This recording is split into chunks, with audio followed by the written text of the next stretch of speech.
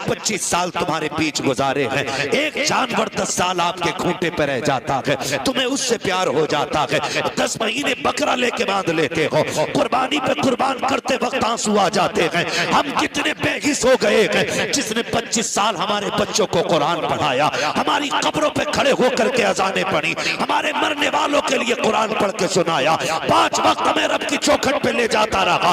आज 25 साल के बाद अगर कोताही हो गई है तो हमारे रवैये बदल जाते हैं, तेवर बदल जाते हैं। डर रब के अजाब से अगर खता इससे हो गई है तू इसको माफ फरमा दे, मर के कब्र में आएगा खुदा तुझको माफ फरमा दे।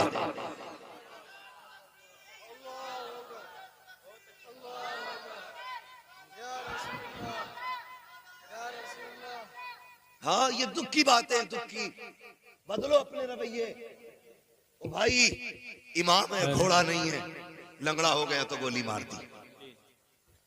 इमाम है ये, कदर करें, कदर करें, इज्जत करें। खुदा की कसम, हम इनकी कदर करें ना करें, रब के फरिश्ते भी इनकी कदर करते हैं। ये कौन है, ये तो मर के पता चलेगा। आज खसाब हूं ना मैं, आज प्रधान हूं, आज टांग पे टांग रख के बैठता हूं, कोई बोल नहीं सकता सामने, मेरे सामने किसी की आवाज ऊंची नहीं होती है। आज के ये लहजे हैं, सारी अकल निकल जाएगी। जिस दिन मलाकुल मौत ने पंजा रख दिया, उस वक्त सारे लहजे नीचे हो जाएंगे, सारी सांसें ठंडी हो जाएंगी। जो रग थिरकती रहती है, इसको खरकत देने वाला कोई नहीं मिलेगा। ओ मेरे भाई, आज जिंदगी दी है रब ने, अपनी जिंदगी का मुहासबा करें, बजाय इसके कि किसी और पे हम तोहमतें लगाएं, इल्जाम लगाएं, जलील ठहराएं। अपने आप के बारे में सोचो, और जब कभी गुनाह याद आ जाया करे, रात को मस्जिद का दरवाजा खुला है, जाके मुसल्ला बिछा दो, रो के रब को आवाज दो। वो तो इतना करीम है, तुम एक बार रहमान कहते हो, वो 70 बार तुम्हें या अब्दी कह के आवाज देता है। नारे तकबीर, नारे रिसालत, फैज़ाने बुजुर्गाने दीन अल्लामा मुफ्ती हम्माद रजा साहिब किबला, सुभान अल्लाह। इसका इको हल्का कर दें भाई, और आवाज बढ़ा दें, बात समझ में आनी चाहिए। हाँ, मैं शबीना पढ़ने नहीं, मैं बात कहने आया हूँ। जी जी, तवज्जो है सारे लोगों की। अल्लाह सलामत रखे, करेंगे इंशाअल्लाह। आवाज बढ़ाओ भाई ऑपरेटर साहब, करेंगे इंशाअल्लाह। ये सारी बातों पे कोशिश करें, और याद रखिएगा, कभी कभी लड़ाई हो जाती है, भाई इमाम की रोटी मैं नहीं दूंगा, मैं थोड़ी जाता हूं मस्जिद जो रोटी दूं। तो ये जुमले जरा सोच समझ के बोला कर। अल्लाह सबको सबका मेहमान नहीं बनाता है, बेशक बेशक, सबका सबको मेहमान नहीं बनाता है, हर किसी के हिस्से में मेहमान नहीं होता। और याद रखिएगा, जो भी हम खाएंगे, एक दाना भी खाएंगे, कयामत में उसका हिसाब देना है। एक दाना भी अगर खाएंगे, वो कई कई प्लेटें मार दे अल्लाह के करम से। दावत में अगर चला गया ना, खैरियत नहीं है। फिर आधा खाते हैं, आधा है कि नहीं ये बात। एक बाप जब बेटी की रुखसती के लिए रोटी का इंतजाम करता है ना, तो जब गोश्त तुलता हो ना, तब देखो उसे कितनी फिक्र होती है, कितनी फिक्र होती है। एक एक बोटी कम ना रह जाए, एक बोटी कम ना रह जाए। वो फेंकने वालों, थोड़ी गैरत करो। अगर अपने दस्तरखान पे ऐसी बोटियां फेंकते हो तो ठीक है, फिर मर्जी है, वरना हम औकात जानते फेंकने वालों की। अगर बीवी गोश्त का छिछला छुटा के ना सही दख्तर भाई फेंक दे तो उसके सर पे डंडा लेके खड़ा हो जाता है। हरामखोर, पता नहीं 250 रुपए किलो का लाया हूं, तेरा 250 रुपए किलो का है। ये जो गरीब बाप बेटी के निकाह के लिए एक एक जिंदगी की पाई इकट्ठी करके खाना लगाता है, टेबल पे आधा खा के फेंक देते हो, खुदा की कसम सोच भी नहीं सकते हो उस बाप के कलेजे पे क्या गुजरती है, जिसने जिंदगी भर की कमाई लगा करके खाने का इंतजाम किया है।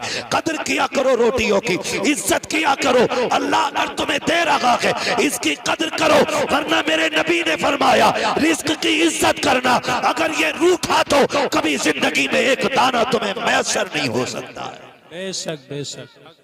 बंद होने का जरिया ये नहीं है कि रोटी नहीं मिलेगी, गेहूं पैदा होने बंद हो जाएंगे।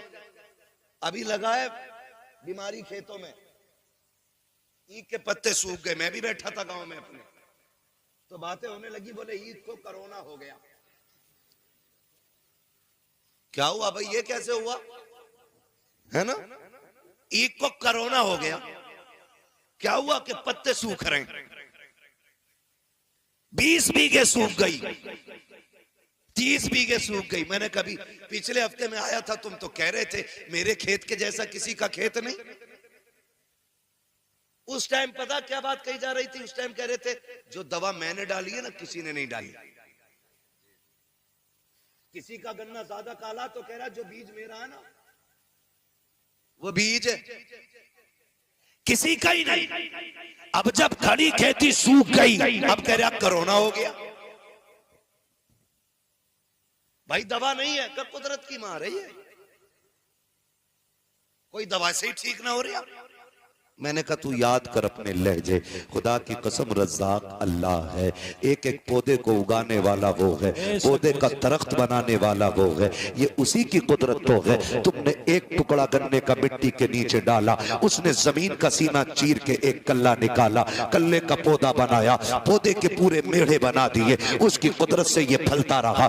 तुम कहते रहे ये दवाई का कमाल है, ये बीज का कमाल है, ये मेरी मेहनत का कमाल है। तुम्हें उस वक्त बिल्कुल ख्याल आया। खुदा की कसम जाओ दुनिया से जाकर के पूछ लो, बड़ा बड़ा साइंटिस्ट कह सकता है कि कोई भी खेती साए में नहीं हो सकती है। एक खेती को फलने के लिए अगर धूप की जरूरत पड़ती है तो चांद की चांदनी की भी जरूरत पड़ती है, अगर सख्त झोंकों की जरूरत पड़ती है तो नसीम सहर की भी जरूरत पड़ती है।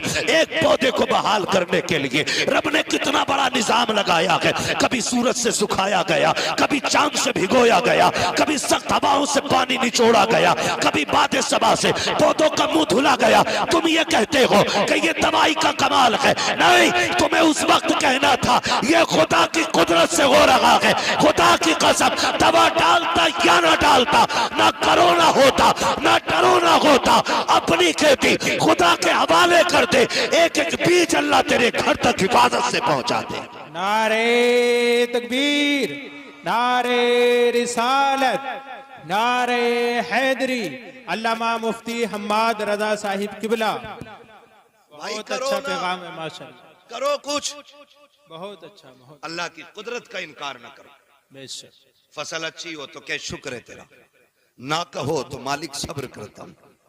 ये जो करोने हो रहे हैं ना, ये करोने इसलिए हो रहे हैं खेती में क्योंकि उश्र कोई नहीं देगा जी। हिसाब लगा रहा 2.5 लाख का गन्ना हुआ और 2.5 लाख में अल्लाह का कितना ये ना बताएगा। यही जब हम उश्र और ज़कात नहीं देंगे तो फसलें मारी जाएंगी। बेशक। बनी इसराइल का दौर है, एक नबी उस वक्त के पहाड़ पर थे। वो कहते हैं कि मैंने अचानक बादलों के अंदर से आवाज सुनी, कोई कह रहा था चलो फलां के खेत को सैराब करो।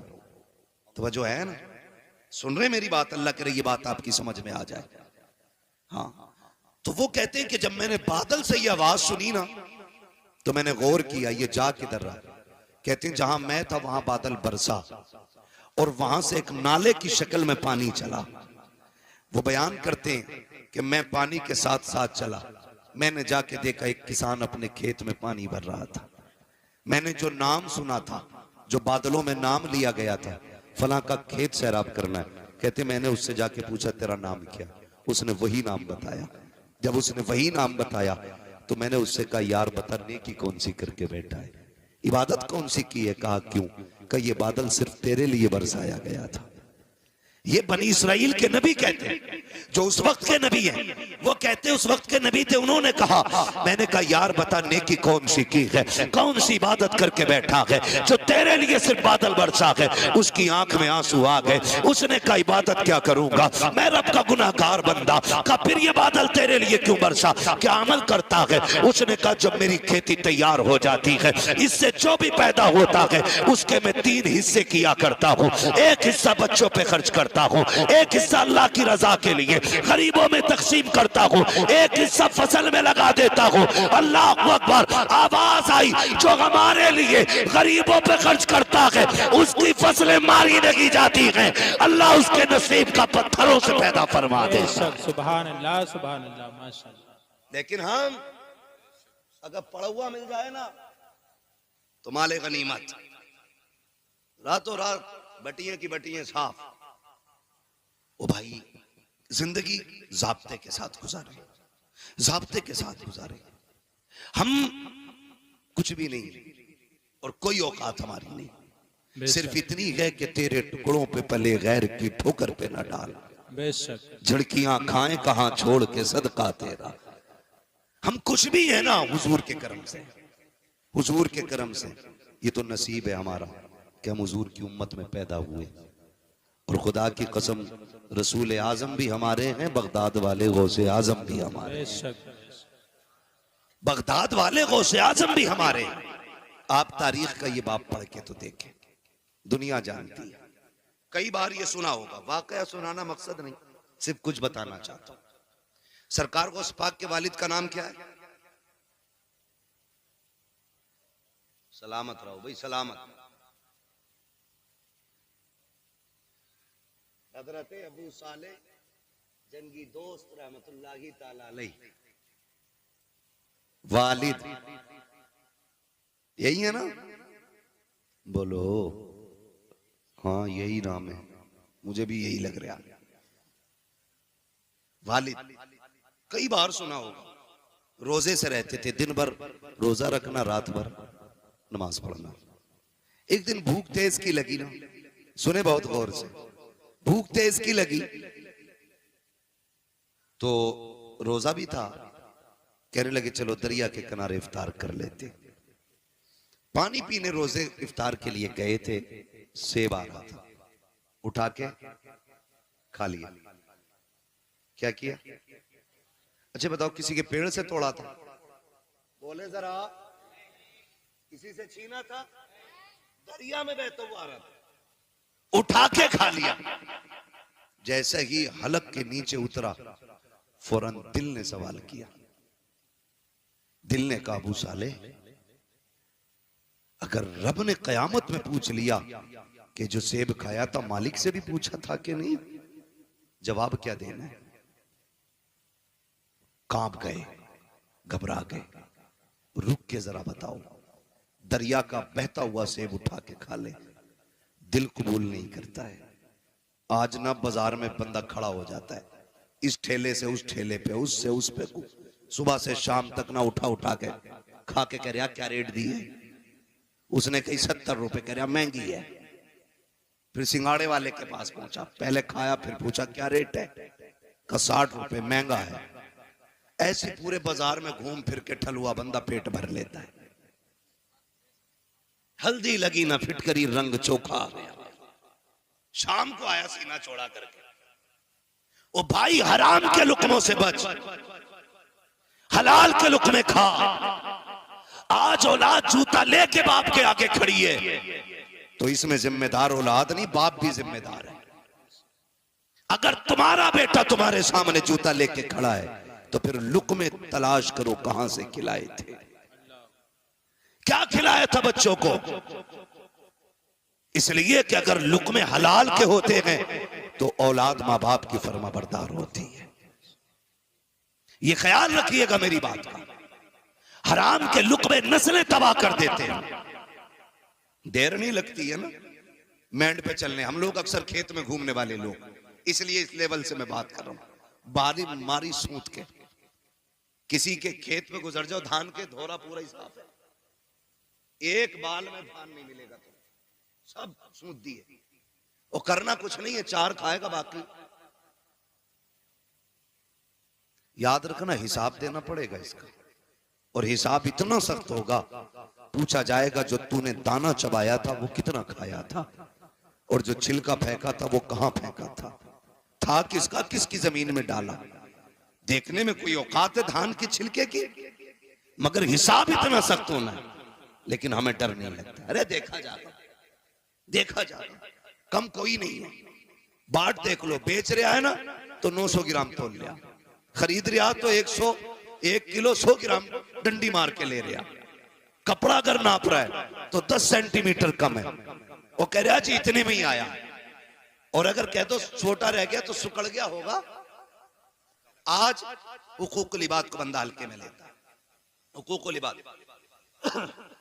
जरा दिल पे हाथ रख के बताएं, हर गांव में मैंड का झगड़ा है, है कि नहीं?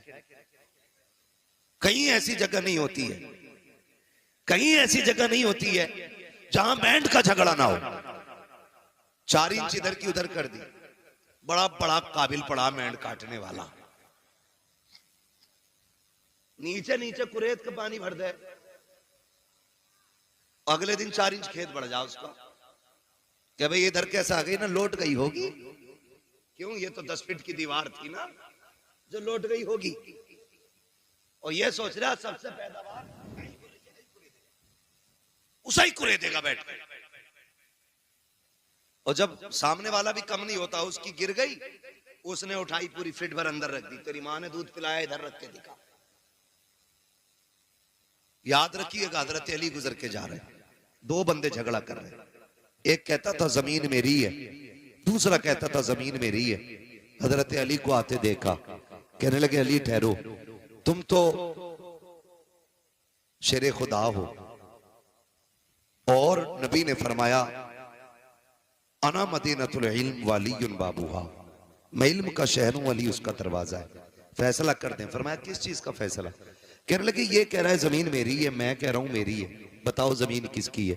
आपने ठोकर मारी जमीन के। कहने लगी जमीन जानती है तू मैं कौन हूं? उसने कहा जी आपको अबू तुराब कहा जाता है। कहने लगे एक बात पूछूं? कहा पूछे ना अली। जमीन से अली बातें कर रहे हैं, बताए कि कहा क्या? कहा ये कह रहा है मेरी है, ये कह रहा है मेरी है, तू बता किसकी है? जमीन ने अजीब बात कही। जमीन ने कहा अली इनसे कह दो ना मैं इसकी हूं ना मैं इसकी हूं, बल्कि ये दोनों मेरे हैं। हुए नाम वर बे निशां कैसे कैसे, जमीन खा गई आसमां कैसे कैसे। जमीन ने कहा था ये मेरे हैं।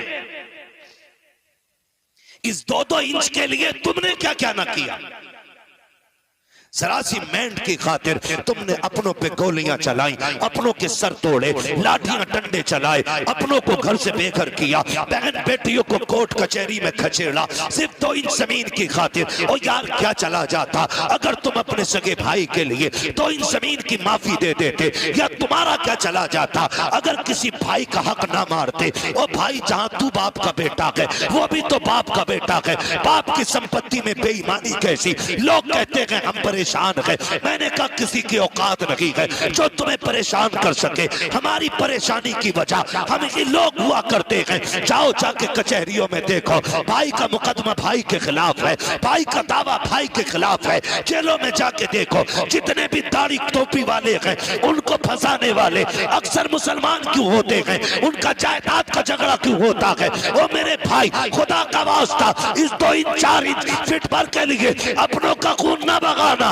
इसलिए कि दौलत हाथ का मैल होती है लेकिन अपने मेहनत से नहीं बल्कि रब की तौफीक और नसीबों से मिला करता। नारे तकबीर, नारे रिसालत, नारे गौसियत, मसलके आला हजरत, उलमाए अहले सुन्नत। सुभान अल्लाह। कर दो भाई, मैं इससे अच्छा तो बिना माइक बोल रहा हूं। तवज्जो है सारे लोगों की। ओ भाई अपनों का खून ना बहाएं, खून ना बहाएं अपनों का। और तुम जिसके लिए अपने का गला काट रहे हो ना, ये तुम्हारे साथ कब्र में नहीं जानी। लेके गया है कोई? गया है कोई लेके? कोई नहीं। खाली हाथ आना है, खाली हाथ जाना, खाली हाथ जाना है। जब आए थे मुट्ठियां बंद थी, और जब जाओगे ये खुली हो जाएंगी, खुली हो जाएंगी, खुली हो जाएंगी। सिकंदर जिसने आधी दुनिया फतह कर ली थी और उसको पूरी दुनिया का बादशाह कहा जाता है। क्यों? क्योंकि जिस स्पीड से वो दुनिया फतह कर रहा था, अगर जिंदगी साथ दे देती पूरी दुनिया फतह करता वो।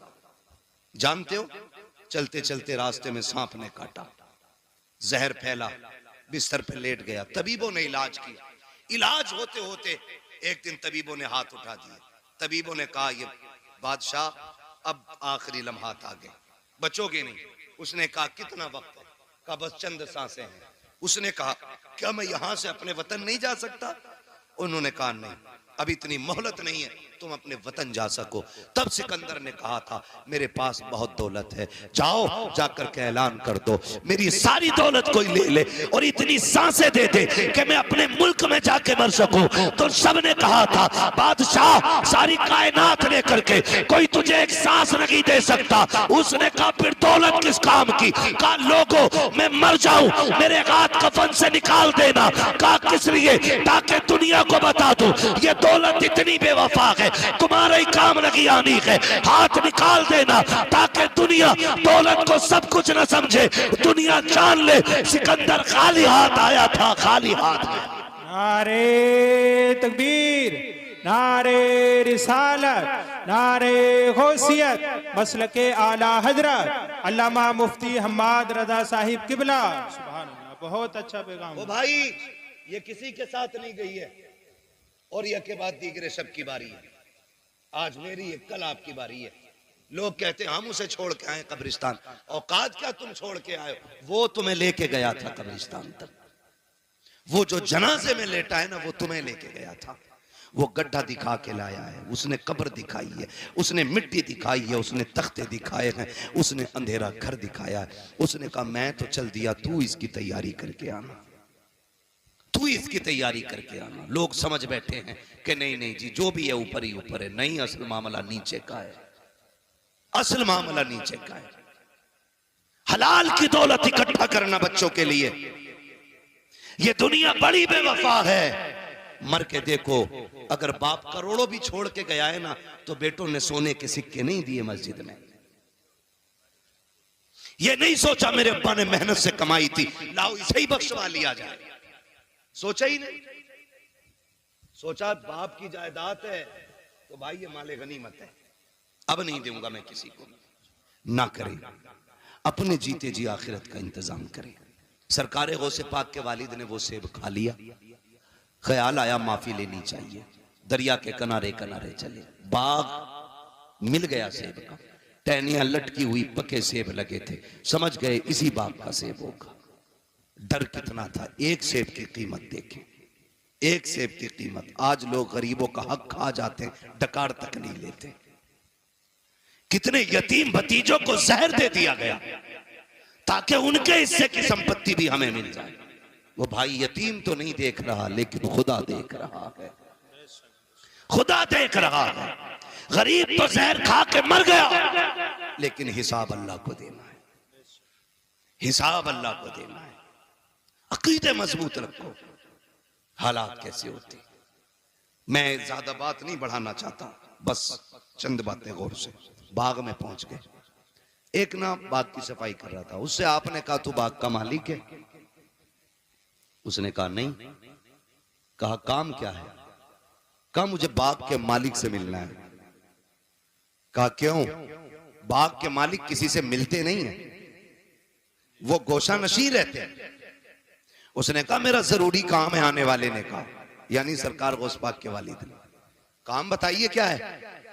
तो आप फरमाने लगे मैंने एक बिना इजाजत के सेब उठा के खा लिया, बिना इजाजत के सेब दरिया से उठा के खा लिया, बस उसी के बारे में माफी के लिए आया हूं, उसी के लिए माफी के लिए आया हूं। आज बंदा थप्पड़ मार के कहता तुझसे जो हो कर लेना, थप्पड़ मार के जो हो कर लेना, देख लूंगा मैं तुझे। नहीं, डरे अल्लाह के अजाब से। आप कहने लगे मुझे माफी चाहिए। खादिम गया, आप ना एक झोंपड़ी में इबादत में मसरूफ थे, जाके पूछा हुजूर इजाजत दें तो एक परदेसी है, नौजवान है, आपसे मिलना चाहता है। अब्दुल्ला सुमई सरकार गौसे पाक के नाना कहते बात क्या है? का बात यह है कि उसने कहा है कि वो कोई सेब उठा के उसने खा लिया था, उसकी माफी के लिए आया है। जब इतनी बात सुनी ना तो समझ गए आज एक वली आ गया है, और ऐसे खुश हो गए जैसे किसी का बरसों से इंतजार कर रहे थे। कहने लगे अच्छा भेजो। जब हजरत अबू साले तशरीफ लाए, आपने सर से लेके पैर तक देखा, फरमाने लगे शहजादे कैसे आए? कहने लगे हुजूर बस माफी के लिए आया था। कैसी माफी? का रोजे से था, किनारे बैठ के इफ्तार के लिए पानी पिया, भूख लगी, सेब आ रहा था, उठा के खा लिया। बस एक डर मुझे सोने नहीं देगा। कहा कौन सा डर? कहा कहीं अगर कयामत में आपने गिरबान पकड़ लिया तो मैं रब की बारगाह में जवाब क्या दे पाऊंगा? कहा उसी की माफी के लिए आया हूं। जैसे इतना कहा है, अल्लाह अकबर। अब्दुल्ला सुमई समझ जाते हैं वो आया है जिसका इंतजार था हमें। कहते हैं बेटे ऐसे माफी नहीं मिलेगी, माफी की शर्त यह है तुम्हें इतने साल तक मेरे बाग की देखभाल करना पड़ेगी। आपने कहा ठीक है, माफी मिल जाएगी? कहा हाँ। आपने फिर शर्त मंजूर की, बाग की रखवाली करते रहे। एक मुद्दत मुकर्ररा तक आपने बाग की रखवाली की है। जब मुद्दत पूरी हो जाती है फिर उठ के जाते हैं, बाबा अब तो माफी दे दीजिए। कहा भी मुद्दत पूरी हो गई है। आप कहते हैं मुद्दत पूरी हो गई? कहा हाँ। माफी चाहिए? कहा हाँ। कहा इतने दिन और आपको काम करना पड़ेगा। फिर आपने शर्त मानी है। जब भी मुद्दत पूरी हो जाती है फिर जाते हैं, कहा बाबा अब तो माफी दे दो। कहा बस एक शर्त रह गई है, अगर ये मान लोगे तो मैं तुम्हें माफी दे दूंगा। कहा कौन सी शर्त है? कि तुम्हें मेरी बेटी से निकाह करना पड़ेगा, निकाह करना पड़ेगा। इतना सुना आंख में आंसू आ गए। बाबा जी ये फैसले हमारे घर के बड़े किया करते हैं, हमारा तो काम नहीं है। कहा अगर नहीं कर सकते तो जाओ, फिर आज के बाद तुम्हें सेब की माफी नहीं मिलने वाली। आप कहते हैं मंजूर है, सेब की माफी के लिए हम ये भी करेंगे। कहा पहले सुन तो लो बेटी कैसी है। कहा बताइए। कहा आंखों से अंधी है मेरी बेटी, हाथों से लूली है मेरी बेटी, पैरों से लंगड़ी है, कानों से बहरी है, जबान से गूंगी है। इतने नाम सुनते जा रहे हैं, सोच रहे हैं एक हसीन से निकाह करने के लिए खानदान की रजा लेनी पड़ती है। यहाँ इतने ऐब एक बच्ची में मौजूद है। कहते फिर जब चुप हुए, कहा कहो क्या इरादा है, सेब की माफी चाहिए कि नहीं? कहते मंजूर है, हर शर्त मंजूर है। फिर अब्दुल्ला सुमई ने जब निकाह कराया है, कहा कहाँ है मेरी बीवी? कहा वो जो सामने घर है उसी के अंदर तुम्हारी बीवी है। आप जब दरवाजे पे गए, दस्तक दी, अंदर से बहुत खूबसूरत लहजे में आवाज आई, ठहरे भी दरवाजा खोलती हो। आप ठहर जाते हैं, कहा ये कौन है बोलने वाला? मेरी बीवी तो बोलना नहीं जानती है। जैसी दरवाजा खोला है, चांद से ज्यादा रोशन चेहरा निगाहों के सामने है, परी पैकर वजूद निगाहों के सामने। देख के हैरत में है, सलाम किया, जवाब मिला, वापस पलट आते हैं। बाबा किधर भेज दिया था? कहा क्यों? कहा वहां मेरी बीवी नहीं है, वहां तो कोई और बच्ची है। कहा क्यों? कहा उसकी आंखें भी मौजूद हैं, वो बात भी करती है, वो तो चल के आई है, हाथों से दरवाजा खोला है, मुस्कुरा के कहते हैं बेटे वही तो तेरी बीवी है। कहा ये कैसे हो सकता है? कहते नहीं बेटे तुम सुनो तो सही, मैंने आंखों का अंधा इसलिए कहा था कि उसने आज तक शरीयत के खिलाफ कोई चीज नहीं देखी है, आज तक गैर महरम को नहीं देखा। गूंगी इसलिए कहा था, कभी जबान से नाजायज जुमला नहीं कहा। आपको मैंने हाथों के पाकिज इसलिए कहा कि नाजायज काम नहीं किया है, पैरों से लूला लंगड़ा इसलिए कहा कि गलत तरफ चली रही है। ये बातें जब सुनी है, कहते बाबा बता तो सही ये क्यों किया गया? कहते बेटे आज तू आया नहीं है, परसों से तेरा इंतजार था। मैंने कहा था मालिक बेटी शान वाली दी है, बेटा कहाँ मिलेगा? कहा बाग में रहे, हम लेके आएंगे, उसको पहले आजमा लेना, फिर इंतजार के साथ तू उसका निकाह कर देना। कहते ये जो मैंने काम कराया है तुझसे मजदूरी नहीं ली है, कीमत नहीं ली है, आजमा रहा था देखूं ये मेरी बेटी के लिए सही है कि नहीं। कहा तेरे तकवे ने बता दिया मेरी बेटी के लिए इस वक्त जमीन पे तुझसे ज्यादा बेहतर कोई हो ही नहीं सकता। नारे तकबीर, नारे रिसालत, नारे गौसियत, फैज़ाने गौसे आजम, फैज़ाने बुजुर्गाने दीन। सुभान अल्लाह। एक सेब के लिए अनदेखे में कह रहे हैं मुझे लूली भी पसंद है, लंगड़ी भी पसंद है। आज तो सगा बेटा अब्बा से कह देता, अब्बा कहता मैंने फला जगह रिश्ता कर दिया, बेटा कहता मुंह बंद रखो, लड़की मैं खुद देखूंगा।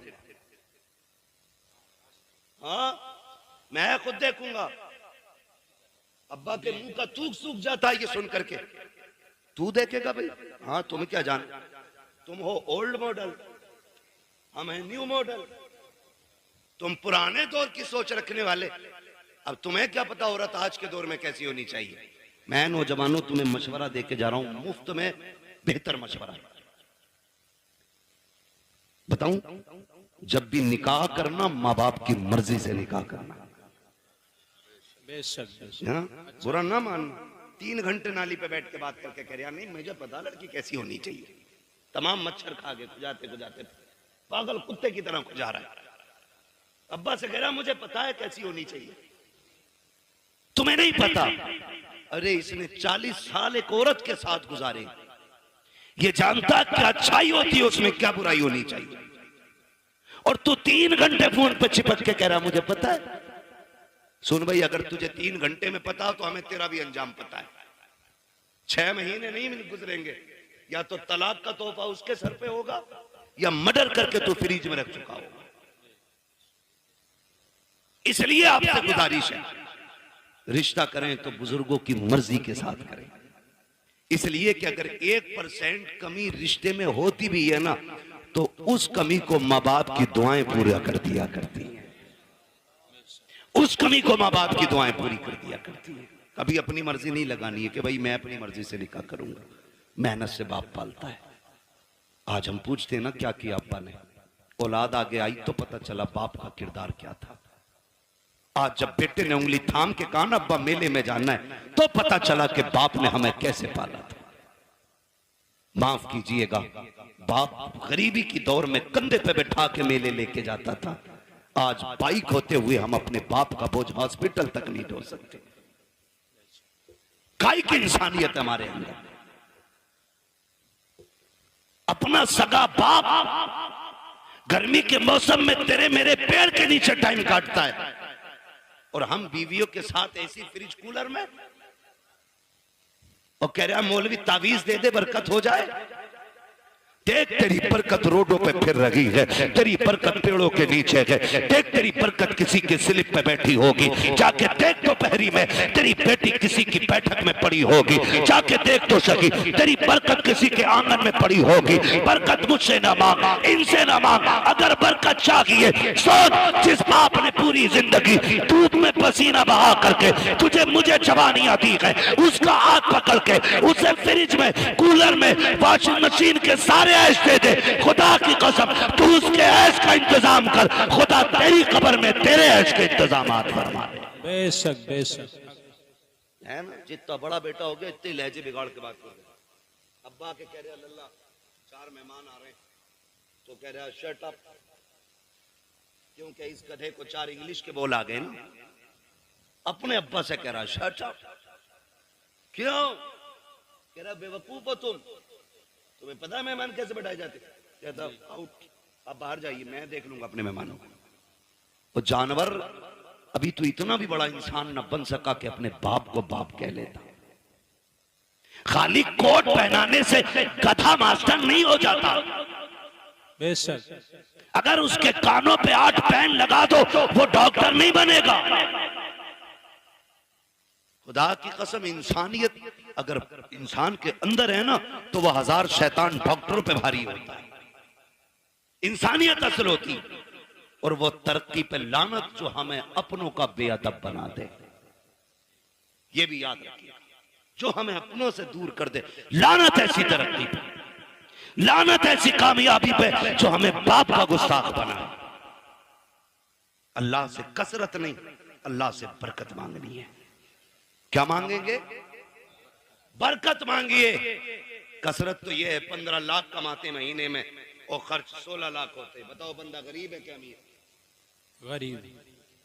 15 कमा रहा है, 16 लाख खर्च कर रहा है, अमीर है क्या गरीब? जोर से, क्योंकि हर महीने 1 लाख का कर्जमंद हो रहा है। वो बंदा कमाता है 5000 और 4000 खर्च कर लेता, 1000 बच जाता। बताओ बंदा अमीर है क्या गरीब? बोले अमीर। ये बरकत और कसरत का फर्क है। 15 लाख में भी गुजारा ना हो इसे कसरत कहते हैं, और 500 रुपए में दिन कट जाए इसे बरकत कहते हैं। अपने रब से कसरत नहीं, बरकत मांगो, बरकत मांगो। शोहरत नहीं, इज्जत मांगो, इज्जत मांगो। और इज्जतें उन्हें मिलती हैं जो इज्जत वाले लोग होते हैं। करेंगे इंशाअल्लाह माँ बाप का एहतराम। संडे को छुट्टी होती है स्कूलों की। मेरा टाइम खत्म हो गया, अभी ओवर चल रहा है, होती है कि नहीं? संडे को छुट्टी होती है, ऑफिस की, कॉलेजेस की, इन सब की छुट्टी होती है तो कोई वाइफ के साथ, दोस्तों के साथ छुट्टी मनाने जाता है। अल्लाह तौफीक दे, घर में बूढ़ा बाप हो, खाने पीने की गुंजाइश हो, एक दिन गाड़ी में बैठा, लेके निकल मार्केट, उससे पूछ जैसे वो बचपन में पूछा करता था क्या खाएंगे। कभी बाप से कहना अब्बा क्या खाएंगे, दिखा कभी उनको, अब्बा तुम्हारे दौर में ये कोल्ड ड्रिंक नहीं होती थी, अब्बा तुम्हारे दौर में ये आइसक्रीम नहीं होती थी, अब्बा इस दौर में देखो, अब्बा बताओ ना क्या खाओगे। खुदा की कसम तेरे खिलाने से खून नहीं, तेरा इतना कहने से ही बाप का खून बढ़ जाएगा, इतना कह देने से बाप का खून बढ़ जाएगा। खाली कहो अब्बा खाना क्या। रोज कहते हो ना बेटे बता क्या पकेगा, रोज पूछते हैं हम, दीदी कहती है ना क्या बनना है, पूछ ले बच्चों से। बच्चे कहते हैं चिकन खाना, मटन खाना, ये फ्राई वो फ्राई। हम ये कहते हैं, कभी माँ बाप को बैठा के कहे अब्बा आज तुम बताओ क्या बनेगा, आज जो तुम कहोगे वो पकाया जाएगा। कभी उनकी मर्जी से भी खिलाओ, कभी उनकी मर्जी से बनाओ। और बीवी से कहते सुन, बहुत सुनी है, हर जगह अपनी चलाई हमने, लेकिन आज के बाद हमारे माँ बाप की चलनी है, इनकी मर्जी से पकेगा, जो ये कहेंगे वो खिलाया जाएगा। खुदा की कसम मैं समझता हूं 50% दवाएं बंद हो जाएंगी अगर औलाद बाप के साथ ये रवैया इख्तियार कर ले। एक टूटा हुआ इंसान, एक बिछड़ा हुआ इंसान, एक जंगल में खोया हुआ इंसान किसकी तलाश करता है? एक सच्चे हम सफर की, एक हमदर्द की, एक ऐसे शख्स की जो उसका दुख सुन सके। बाप उसी खोए हुए इंसान की तरह है बुढ़ापे में, उसी टूटे हुए शख्स की तरह है बाप जिसे दुनिया ने छोड़ दिया। वो चारपाई पे पड़ा है, उसे आज तेरे सेब की जरूरत नहीं, तुम्हारे जूस की जरूरत नहीं, आज उसे तुम्हारे दो मीठे बोलों की जरूरत है।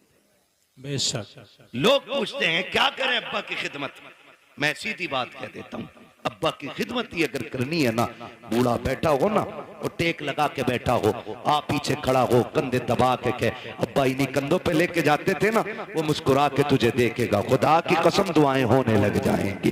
तू कभी कंधे दबा उसके, कभी तलवों में बैठ, कभी उसके गले में हाथ डाल, यारों के साथ तो खड़े हो जाते हो, बगल में बगल डाल के खड़े हो जाते हो, यूं भी लिपटा लेते हो, यूं भी पकड़ लेते हो, कभी बाप के कंधे पे हाथ रख के कहे अब्बा बताओ ना जिंदगी का कोई मंजर तुम्हें याद है कि नहीं, बताओ तुमने जवानी में कौन सा बड़ा कारनामा किया था। खुदा की कसम देखना जो ऐसे सिमट के बैठा होता है, जब बच्चे कहते हैं अब्बा बताओ जवानी का, फिर वो यूं होके बैठ के कहता है सुन जब मेरी उम्र 25 साल थी मैंने ये कारनामा अंजाम दिया था, जब मैं 30 साल का हुआ मैंने ये कारनामा अंजाम दिया। और जब बाप तारीफ किया है बाबा कह के उसका हौसला बढ़ाता जा और ये कहता जा अब्बा ये तेरा जिगर था जो तूने किया है, ये तेरा हौसला था जो तूने किया है, अब्बा हमसे तेरी तरह नहीं होगा, इतना कह के तो दे। खुदा की कसम अगर बुढ़ापे में जवानी नजर ना आ जाए तो आगे बात कर। नारे तकबीर, नारे रिसालत, अजमते वालिदैन, अल्लामा मुफ्ती हम्माद रजा साहिब किबला। वक्त दो अपने बाप को, बैठा करो उनके पास, कभी पूछो उनसे हाल चाल, अब्बा बताओ ना कैसी कट रही है, अब्बा बताओ ना क्या हो रहा है, वो तुम्हें हाले दिल बताएगा, वो तुम्हें हाले दिल बताएगा। फिर उसके साथ बैठो, उससे पूछो, उसको सुनाओ अपनी। खुदा की कसम फिर जीने के मजे देखो। बेटे बैठे मेरे सामने, कोई ऐसा नहीं है जो हम में बिना बाप के आया है ना, सारे बाप वाले लोग हैं ना अल्हम्दुलिल्लाह, है कि नहीं भाई? समझदार बच्चे बैठे हैं, कोई ना समझ नहीं है, फिर सर नहीं हिलाना है, जुबान से बोलना है कि नहीं? सारे बाप वाले लोग हैं ना, अल्लाह ने सबको बाप की नेमत से नवाजा है।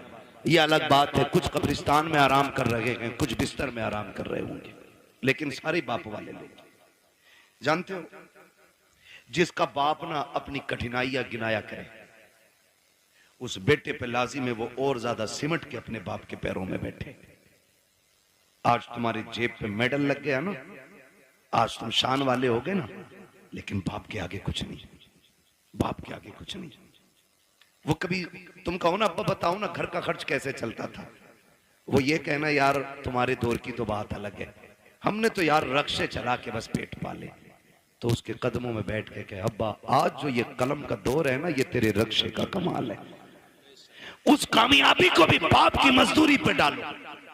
कभी कभी ना बेटे कह देते हैं तुम्हारे रक्शे की वजह से हम जलील हुए, तुमने किया ही क्या है रक्षा चलाने के लिए। ओ भाई, जब बाप पसीने में डूब के घर आए ना मजदूरी का पैसा लेके, और पसीने में कपड़े भीगे हों, उसे मजदूर कह के जलील न कर, उसका हाथ पकड़ के कह, अब्बा एहसान है कि तू हमें पाल रहा है, शुक्र है तेरे कपड़े मेहनत के पसीने में तो भीगे हैं, लेकिन किसी के हराम के खून में भीगे हुए नहीं है। तूने हमें चटनी के, हमें पसीने की कमाई की चटनी खिलाई है, हराम के मुर्गे नहीं खिलाए हैं। ये उससे कह, खुदा की कसम, आज उसने 1 रुपए मेहनत की है, कल वो तेरे लिए 1.5 रुपया मेहनत करके लेके आए। लेकिन हम ना निकम्मे हो गए, हमने बाप की मेहनत पे पानी फेर दिया। और याद रखिएगा, मैं आपको बता दूं, लोग पूछते हैं वजीफा वजीफा, एक सीधा सा वजीफा, वली बनना चाहते हो तो माँ बाप से दुआएं लिया करो। वली बनना चाहते हो तो माँ बाप से दुआएं लिया करो। माँ बाप दुआएं कर दें तो अल्लाह बच्चों को वली बना दिया करता है। बच्चों को अल्लाह, थक गए ना आप लोग, मैं तो पहले ही मना कर रहा था 1.5 घंटे की सुई ना ले जाए। माँ बाप की दुआओं से अल्लाह बच्चों को, जोर से, वली बना देता है। ये माँ बाप की दुआएं होती, जो हम 10 साल के सजदों से नहीं पाते ना, वो माँ के 2 आंसू दे देते, 2 आंसू दे देते। फर्क है, लेने वाला होना चाहिए, लेने वाला होना चाहिए। इनके कदमों में बैठो, इनकी जूतियां उठाओ। हम कितने भी बड़े हो जाएं, माँ बाप से बड़े नहीं हो सकते। सरकारे बगदाद पढ़े आप तारीख, जाने लगे, माँ ने क्या कहा, बेटे अब्दुल कादिर जा रहे हो? जी अम्मी। का जरा हाथ में हाथ तो दो। का लो, हाथ में हाथ दिया। कहने लगी, बेटे वादा करके जा, कभी झूठ नहीं बोलेगा। खुदा की कसम, ये माँ की जबान थी, झूठ नहीं बोलेगा। माँ वादा करता हूं, ना आज तक बोला है, ना आज के बाद कभी झूठ बोलूंगा। ये वादा आज इसलिए लिया गया, अब तक तो माँ के सामने थे, अब माँ की नजरों से ओझल हो रहे थे। माँ वादा ले रही है। एक झूठ कितनी बुराई के दरवाजे खोलता है। ये सरकार गौस पाक की अम्मी का वादा बता रहा है कि सबसे बड़ा वादा लिया, अब्दुल कादिर झूठ ना बोलना। ये वादा लेके चले, चोरों ने पकड़ा, लूटा सबको। आपके पास भी आया, छानबीन की, नहीं मिला, चला गया।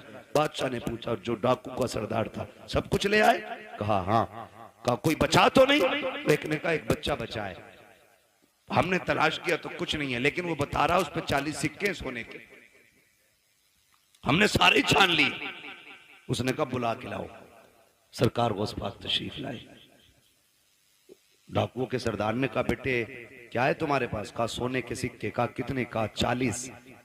कहा किधर? कहा मेरी माँ ने मेरी सदरी में सिल दिए थे। सदरी का बंद तोड़ा गया, सिक्के खन खन गिरे। डाकुओं का सरदार क्या कहता है? बेटे झूठ बोल के बचा सकते थे। मेरे गौसे पाक क्या कहते? मैं घर से चला था तो मेरी माँ ने वादा लिया था कि झूठ नहीं बोलना है। अगर मैं झूठ बोल देता पैसे बच जाते, लेकिन माँ से किया हुआ वादा तो टूट जाता ना।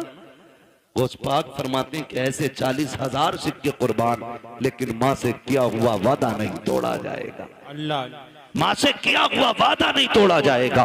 जैसे इतनी बात कही है, डाकुओं के सरदार ने तोड़ के कहा था, शहजादे बता तो सही किस खानदान से ताल्लुक रखता है? फरमाते मैं मुस्तफा के खानदान से ताल्लुक रखता हूँ, मैं हसनी हुसैनी सैयद हूँ। जैसे इतना कहा है, उसने कदम पकड़े, कहने लगे शहजादे माफी चाहते हैं, दुख दिया, हमें तौबा करा दीजिए। कहा क्यों? कहा हम ये सोच रहे हैं तुम्हें माँ का वादा याद है, हम गुनाहगारों को खुदा का वादा याद नहीं था। अल्लाह अल्लाह सरकार से पाक ने तौबा कराई डाकुओं के सरदार को। तो जो पीछे वाले लोग थे ना, मुक्तदी उसके, कहते हैं जब पीर साहब जन्नत में जाएंगे तो फिर हम भी तो जाएंगे। उस्ताद के साथ वो भी तौबा करके गौस पाक के हाथ पे फिर ताइब हो गए। फरमाया गया जितने लोगों को बगदाद वाले ने तौबा कराई थी, अल्लाह ने सबको वली बना दिया था। सुभान अल्लाह, सबको वली बना दिया था। ये शान सरकार गौसे पाक की है। तो मेरे भाई, माँ माँ होती है, चाहे वो गौसे पाक की माँ क्यों ना हो। माँ तो माँ है, चाहे मेरे नबी की माँ क्यों ना हो। कि आका ने नहीं कहा काश मेरी माँ होती, मैं मस्जिद नबी के मुसल्ले पे होता, वो हुजरे के अंदर होती, कहते मैं नमाज पढ़ाता होता, सूरे फाता की तिलावत करता होता, धीरे से पर्दा सरकता, अंदर से मेरी माँ की आवाज आती, बेटा मोहम्मद मेरी बात सुन जा। आका फरमाते हैं सहाबा नमाज तोड़ देता, मुसल्ला छोड़ देता, दौड़ के माँ के पास चला जाता। सहाबा ने कहा था आका बंदगी छोड़ के बंदी के पास? कहते हाँ। सहाबा कहते हैं आका क्यों? कहते हैं इसलिए कि जब माँ राजी होती है तभी खुदा राजी होता है। बेशक जब माँ राजी होती है तभी खुदा राजी होता है। कोशिश ये करनी है अपने माँ बाप की खिदमत करेंगे बेशक इंशाअल्लाह। नाराज हो गए इन कड़वी बातों को सुन करके। मैं जन्नत बांटने नहीं आया ना, और मैं बांट भी नहीं सकता। मेरे बाप की नहीं जन्नत रसूल पाक की है। हर उस शख्स को जन्नत मिलेगी जिसे मुस्तफा चाहेंगे, और मुस्तफा उसे चाहेंगे जो मुस्तफा को चाहेगा। हाँ, इसलिए मेरी गुजारिश आपसे है रवैये दुरुस्त करें, अपने लहजे अच्छे करें, हराम के लुकमों से बचें, हलाल की तरफ बढ़ें। कोशिश ये करें कि हम जब तक जिंदा रहेंगे अपनी जरूरतें अपने रब की बारगाह में पेश करेंगे। हमारा रब हमारी जरूरतें सुनेगा, वही सुनने वाला है, वही देखने वाला है, वही देने वाला है। अगर दुआएं कबूल नहीं होती हैं, आसान तरीका मेरे इमाम ने बताया। कहते हैं वही रब है जिसने तुझको हमतन करम बनाया, हमें भीख मांगने को तेरा आस्था बताया। तुझे हमद है खुदाया, तुझे हमद है खुदाया, वो कवारी पाके मरियम व नफख्तु फीह कातम है अजब निशान आजम, मगर आमिना का जाया वही सबसे अफजल आया, वही सबसे अफजल आया। वो भाई नौजवानों, बच्चों, बुजुर्गों, मुसीबत आ जाए हराम की तरफ हाथ नहीं बढ़ाना है, अपने रहमान की तरफ हाथ बढ़ाना है, अपने रब की तरफ हाथ बढ़ाना है। अगर थक जाए, आफतों से घिर के बैठ जाए तो फिर बेबस नहीं होना है, फिर करीम रब को आवाज देना। फिर देखना तुझे पुकारने में देर लगेगी, उसकी तरफ से मदद को आने में देर नहीं लगती है। बेशक मदद को आने में देर नहीं लगती है। लेकिन रवैया ही उल्टा, पेट में दर्द उठेगा कह रहा हाय मैया, फिर मैया आ गई तो कह रहा हाय डॉक्टर। डॉक्टर ने कहा बस हो गया अब ना बचेगा, तो कह रहा या अल्लाह ये जो बाद में आया ना, या अल्लाह ये पहले आना चाहिए, ये पहले आना। बस इतना बदलना है अपने को। जब दर्द लगे, चोट लगे, नुकसान हो, तो या अल्लाह सबसे पहले जबान से निकलना चाहिए। तुम पहली तकलीफ है अपने रब को आवाज दो। खुदा की कसम वो ऐसा कादिर मुतलक है, ऐसा कादिर मुतलक है कि किसी तबीब, किसी दवा, किसी हकीम, किसी अक्लमंद की जरूरत नहीं पड़ेगी। वो अपने करम से तुम्हें लम्हों में शिफा अता फरमा दे। वो बहुत बड़ा नाम सुना होगा अपने हजरत इब्राहिम बिन अदहम, सुना है ना? इतने बड़े रुतबे वाले के बादशाह थे अपने वक्त के बादशाह। लेटे हुए अपने महल में तो अचानक धप धप की आवाज आई। ख्याल आता कि हम भी रब को राजी करें। धक धक की आवाज आई, पूछा कौन है? आवाज आई कि हम हैं। क्या कर रहे हो? क्या ऊंट ढूंढ रहे हैं। कहा छत पे ऊंट। कहने लगे तो क्या हुआ? ऊंट गुम गया, हम अपना ऊंट ढूंढ रहे हैं। कहा छत पे तुम्हें ऊंट मिल जाएगा। तो उन्होंने कहा सुनो, अगर हमें छत पे ऊंट नहीं मिलेगा तो तुम्हें भी तो इन बिस्तरों पे खुदा नहीं मिल सकता है। ऊंट तलाश करने के लिए जंगल जाना है तो फिर तुम्हें भी ये शाही लिबास बिस्तर छोड़ कर रब को तलाश करना पड़ेगा। छोड़ दिया, सब लात मार दी, ठोकर मार दी, जंगलों में निकल गए, अल्लाह अल्लाह करने लगे। आपके मामू हजरत इब्राहिम बिन अदहम के पास गए। आप ना एक फटा हुआ कपड़ा अपना सिल रहे थे सुई से। सुने देख रब कितना अजमतों वाला है, सिल रहे हैं अपना कपड़ा। वो कह रहे ना, मामू पहुंच गए, सलाम वालेकुम। वालेकुम, कैसे? बस अपनी गुदड़ी सिल रहा। मामू ने कहा कितने अच्छे दिन थे जो शाही लिबास पहनते थे, ताज रहता था, खातिब खड़े रहते थे, क्या मिला तुम्हें ठुकरा के बादशाह? आज ये फटे कपड़े सिल रहे हो ना, क्या मिला? क्या मिला? आपने इतना सुना ना, कहा पूछना चाहते हो मुझे क्या मिला? कहा हाँ, आपने जो सुई हाथ में थी दरिया में फेंक दी। कले सुई थी उससे भी हाथ धो बैठा, अब सिलेगा कैसे? फरमाने लगे ठहरो, आवाज देते मछलियों जरा सुई लेके आओ। जब इतनी आवाज दी ना तो सारी मछलियां, हर मछली के मुंह में एक सोने की सुई मौजूद थी। सुभान अल्लाह। कहने लगे मामू देखो, सबके मुंह में एक सोने की सुई। कहने लगे ये नहीं चाहिए, मेरी सुई लाके दो। एक मछली आपकी सुई लेके आई, उसमें धागा भी मौजूद था। आपने फरमाया हाँ यही मेरी सुई है। कहने लगे सुनो, जब तख्त पे बैठता था तो सिर्फ जमीन के चलने फिरने समझने वालों पे हुकूमत थी। जब से रब का हो गया हूं कायनात मेरी हो गई है। जब से रब का हो गया हूं कायनात मेरी हो गई है। रब के होने के आदी बने, खुदा की कसम वो अपने कर्म से तुम्हें वली बना देगा। वली कहते किसको? उसी को वली कहते हैं जो अल्लाह का होता है। वो बात याद आ गई, एक ना दीवाना गुजर के जा रहा, दीवाना गुजर के जा रहा था, बारिश का मौसम। किसी ने देखा मजरूब जा रहा, उसने कहा भाई दूध पी लो। गरम गरम दूध पिलाया, पिया, चल दिए, शुक्र अदा किया, आगे चले। वो खड़ाव पहन रखी थी दीवाने में, है ना, तो छप छप करके जा रहे थे। एक दीवाना अपनी महबूबा के साथ बैठ के गुलछर्रे उड़ा रहा था। उसके पैर की छींट ना दीवाने के उसकी महबूबा के कपड़ों पे आ गई। उसने कहा पागल दिखता नहीं है? उसने कहा मैडम क्या हुआ? जो उसका महबूब था कहा कि इसने मेरे कपड़ों पे गंदगी डाल दी। तो महबूब था उसका, ओवर एक्टिंग भी की, थोड़ा सा उठा और दीवाने के थप्पड़ मार दिया। दीवाने ने आसमान की तरफ देखा, कहने लगा शुक्र है मालिक तेरा, कभी बैठा के दूध पिलाता है, कभी थप्पड़ लगवाता है, कभी दूध पिलाता है, कभी थप्पड़ लगवाता है। अभी चंद कदम चला था, ये तो गुजर गया। वो उठी अपनी जगह से, चली, गिरी और मर गई, मर गई। किसी ने कहा कि जिसके थप्पड़ मारा ना उसने बद्दुआ की थी। लोग दौड़े, पकड़ के लाए, कहने लगे तूने इसके लिए बद्दुआ की थी? उसने कहा नहीं। कहा फिर ये मर कैसे गई? कहा सीधी सी बात, हिसाब बराबर हुआ है। कहा क्या? कहा जब मेरे पैर से कीचड़ उछल के इसके महबूब के ऊपर पड़ी तो इसको बुरा लगा, इसने मुझे थप्पड़ मारा, और जब इसने मुझे थप्पड़ मारा तो फिर मेरे महबूब को बुरा लग गया।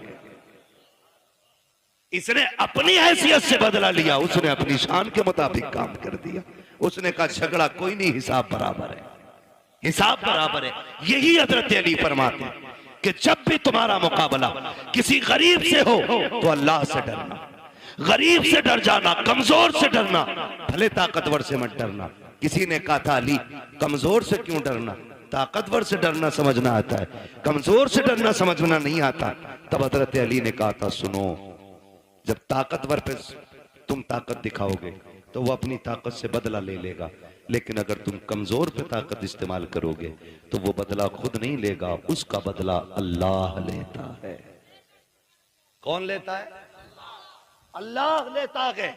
इसलिए हमेशा कोशिश ये करना कभी किसी का दिल ना टूट जाए, कभी किसी की आह ना लग जाए। और भाई शान से जी लेना ही काफी नहीं है। ये जनाजे के कंधे भी बड़े अहम हुआ करते हैं, जनाजों में चलने वाले लोग भी बड़े अहम होते हैं। खाली भीड़ बढ़ा लेना काफी नहीं है, उनके अंदर हमदर्दों का होना भी बड़ा जरूरी होता है। किसी को इतना सता के न जाना कि तेरे जनाजे में हंसता हुआ जाए और वो ये कहे अच्छा हुआ मर गया। अगर किसी ने इतना कह दिया, अल्लाह कयामत में तेरे बगल में खड़ा करके कहेगा बता क्या दिल दुखाया था जो तेरी मौत पे ये खुश हो रहा था, कितना सताया था जो इसने तेरी मौत पे खुशियां मनाई थी। कोई बचाने वाला नहीं होगा। अपने मरने के बाद ऐसे हालात छोड़ जाना ताकि गरीब रो के ये कह सके मालिक आज के बाद सहारा कौन बनेगा, भूखों को कौन खिलाएगा, प्यासों को कौन पिलाएगा। ऐसे लोग छोड़ जा, तेरा तीजा हो ना हो तुझे बख्शवाने के लिए कब्र में मुस्तफा आ जाए। असल ये है लहद में इश्क रुखे शह का दाग लेके चले, अंधेरी रात सुनी थी चराग लेके चले। तेरे गुलामों का नक्शे कदम है राहे खुदा, वो क्या भटक सके जो ये सुराग लेके चले। इसलिए अपने मरने के लिए तैयारी कर ले। अरे हम तो मर जाएंगे यार, हमें क्या देखना। नहीं, बड़ी गैरत आती है, बड़ी गैरत आएगी। बहुत गौर से ये बात सुनने में। कई बार ऐसा होता है, अब्बा की कब्र पे खड़े होकर बेटा कहता, भाई मेरे अब्बा ने किसी के पैसे लिए तो बता दो, मैं दे दूंगा, मैं दे दूंगा। अब्बा की कब्र पे खड़े होकर। भाई मैं इस माइक की वजह से अपनी रोटेशन पे नहीं बोल पा रहा हूं, शजरा तो कतई नहीं पढ़ पाऊंगा इस पे। मैं बिना माइक के पढ़ दूं, क्योंकि माइक जो है ना, जब मैं अपनी ताकत में आ रहा हूं तो ये बिल्कुल दबा दे रहा है। ये थोड़ा सा ये डिस्टर्ब हो रहा है ना इसमें। वो उनकी कमी नहीं, थोड़ा मशीनरी ऐसी है, आपने थोड़ा सा ज्यादा ही सस्ता कर लिया है ना। जब जलसा बड़ा किया करो ना तो सेटिंग सही नहीं हो पाई शायद इसकी। मैं अपनी खुद रोटेशन पे जिस ले में मैं बात बोलता हूँ वो बोल ही नहीं पा रहा हूँ। थोड़ी देर बोलता हूँ आपको ही समझ आना बंद हो जाती है ना, है ना। बस तवज्जो करने थोड़ा सा, जरा बोल दें सुभान अल्लाह। मैंने क्या बात कही अभी आपसे? अपने जनाजे में ऐसे लोग छोड़ के जाना जो तेरे मरने के बाद तेरे ना होने का एहसास करें, तो जिंदगी जिंदगी। तेरे जाने पे अगर किसी ने जश्न मनाया तो फिर कोई जिंदगी जिंदगी नहीं। कई बार होता, अब्बा की कब्र पे खड़े होकर बेटा कहता, मेरे अब्बा ने किसी का कुछ लिया हो तो भैया तो मांग लो या माफ कर दो, है ना। बता, तेरे अब्बा ने जो एक नाली के ऊपर एक गरीब के थप्पड़ मारा था उसका हिसाब कौन देगा? जो एक गरीबान का गरीब का गिरबान पकड़ के बाप ने धक्का दे के कहा था औकात क्या है तेरी, तो तुम्हें क्या लगता आज बेटे की माफी से बाप माफ हो जाएगा? जब बाप की कब्र पे खड़े होके बेटा कहता है अगर किसी का मुझ पे हक हो मेरे बाप पे आके ले ले, तो मेरे भाई कोई बेटा नहीं दे पाएगा। जब बेटा कहता, मशीयत का नकीब कहता है आज तेरी माफी से इसकी माफी नहीं होनी है, हमने बार बार इसको डराया था, बार बार इसको बताया था कब्र में आना है, आज ही आ चुका है, अब तेरी माफी से इसका कुछ नहीं होने वाला है। आज हम इससे एक एक बात का गिन गिन के हिसाब लेंगे। फिर कब्र के अंदर रखा जाता है। खुदा की कसम, बेटे बिरयानी खाते होते हैं, यार बिरयानी उड़ाते होते हैं, उस वक्त बाप पे मुश्किल की घड़ियां होती है। ओ मेरे नौजवानों, अपनी जिंदगी में किसी का हक खा के न जाना, किसी का लेके न जाना, इस इंतजार में मत जाना कि बेटा माफी मांग लेगा, नस्ल चुका देगी। किसी के चुकाने से कुछ नहीं होगा। अगर दिल दुखाया है जीते जी माफी मांग लो, अगर बंदा माफ कर देगा तो खुदा भी माफ फरमा दे। बेशक बेशक, ये लाजिम है हम सबके लिए। आखिरत की तैयारी करें। जरूरी नहीं है बुढ़ापे में मौत। हमने जवानों के जनाजे उठाए, हमने 10 साल के बच्चों के जनाजे उठाए, हमने 6 माह के बच्चों के जनाजे देखे। आज हमारी उम्र 35, 40, 50 हो गई। हमने तो कोई इतना बड़ा अलग से सजदा नहीं किया था। जो उसने इतनी लंबी उम्र का तोहफा दे दिया, वो हमें भी तो 6 महीने पे मार सकता था, हमें भी तो 8 साल की उम्र में खत्म कर सकता था, हमें माँ के पेट से मुर्दा पैदा कर सकता था। लेकिन एहसान है उसने जिंदगी दी है, तो इसका एहसान मानो। इस जिंदगी का कर्ज ये है कि लम्हा लम्हा अपने रब को याद करो, सांस सांस मुस्तफा पे दुरूद पढ़ो और ये ऐलान कर दो, तुम्हें जाना तुम्हें माना, ना रखा गैर से काम, लिल्लाहिल हम्द में दुनिया से मुसलमान गए। ठीक है जी, मेरी बात मुकम्मल हो गई है। अल्लाह बुजुर्गों का सदका अता फरमाए। भाइयों की फरमाइश है शजरा पढ़ दूं। ऑपरेटर साहब से गुजारिश है शजरा पढ़ना है, थोड़ा सा इसको आवाज दे दो अगर है इसमें तो, वरना तो फिर इसे उठा के ले जाके रख लो। मैं बिना माइक के पढ़ लेता हूँ, जरा बोल दो सुभान अल्लाह जोर से, और जोर से। कभी पुलिस पकड़ के न ले जाए, इसका बोलो। हाँ, कभी कभी तो ऐसा लगता है कि हम इसमें नहीं बोले मर जाएंगे।